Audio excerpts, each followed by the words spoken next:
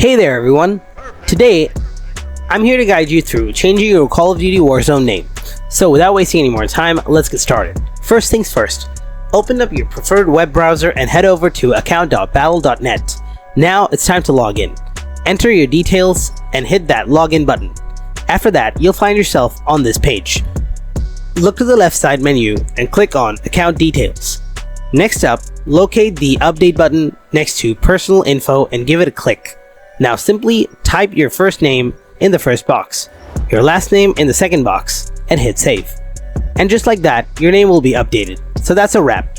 This is how you can change your Call of Duty Warzone name.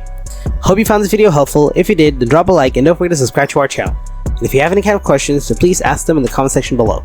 Thanks for watching.